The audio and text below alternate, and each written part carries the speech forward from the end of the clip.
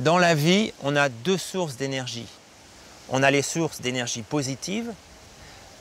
Ça, c'est tout ce qui nous remplit, tout ce qui nous motive, tout ce qui nous ressource.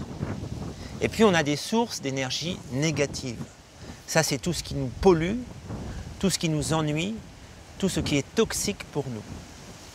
Et l'idée, ça va être d'augmenter les sources d'énergie positive et de diminuer les sources d'énergie négative.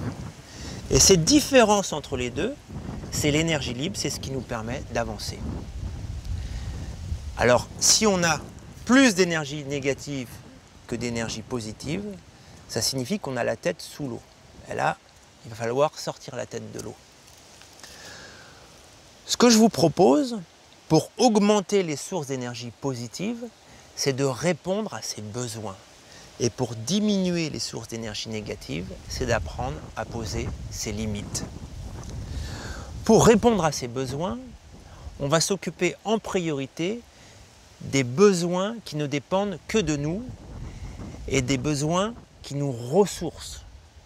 Par exemple, dormir, besoin de solitude, besoin de lecture, besoin de nature, besoin d'exercice physique, des besoins tout simples auxquels chacun peut répondre. Et on va les noter, les 3 besoins principaux, dans des petits rectangles comme dans des cuves, et on va se poser la question, quelle action je peux poser chaque semaine ou chaque jour pour remplir la cuve de mes besoins. Imaginons par exemple que quelqu'un ait pour 3 besoins principaux, l'exercice physique, le besoin de nature et le besoin de solitude. En allant courir dans la nature, il répond à ces 3 besoins. Alors j'entends déjà ceux qui pensent et ceux à qui on dit que répondre à ces besoins, c'est avoir un comportement d'égoïste. Et là, je vais mettre tout de suite les choses au point.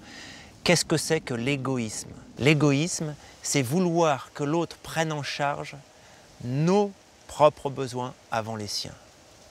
L'égoïsme, c'est attendre de l'autre, des autres, qu'ils nous rendent heureux. Rendre les autres responsables de notre bonheur. L'égoïsme, c'est prendre en charge, vouloir prendre en charge les besoins de l'autre sans qu'il nous le demande. Pourquoi? Parce que lorsqu'on fait ça, on se nourrit.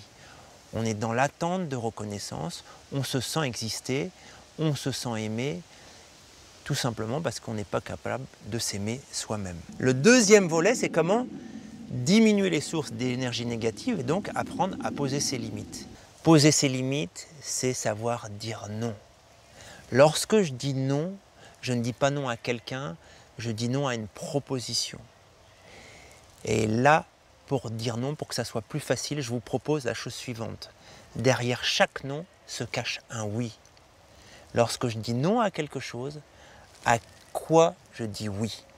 Par exemple, si je dis non pour un repas au restaurant avec des amis, je me pose la question à quoi je dis oui. Ça sera peut-être le fait de me retrouver seul chez moi pour me reposer ou de me retrouver en famille. Et puis, il y a les sources d'énergie négative contre lesquelles je ne peux pas lutter. Un mauvais temps, un accident, la perte d'un emploi. L'unique chose que l'on peut faire, c'est changer son regard sur ce qui nous arrive, adopter un regard positif, voir en quoi ce que l'on n'avait pas prévu est une source de croissance pour moi. Et là, je vous invite à retrouver les vidéos sur le tant mieux ou sur le oui c'est vrai. Enfin, quid des besoins qui ne dépendent pas de nous, qui dépendent des autres? Besoin de tendresse, besoin de reconnaissance, besoin d'affection, besoin d'amour.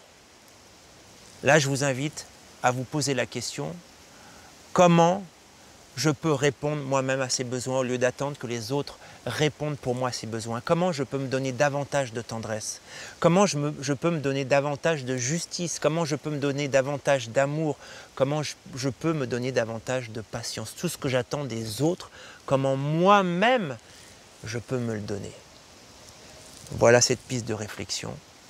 Bonne chance à vous. J'ai vraiment confiance en vous.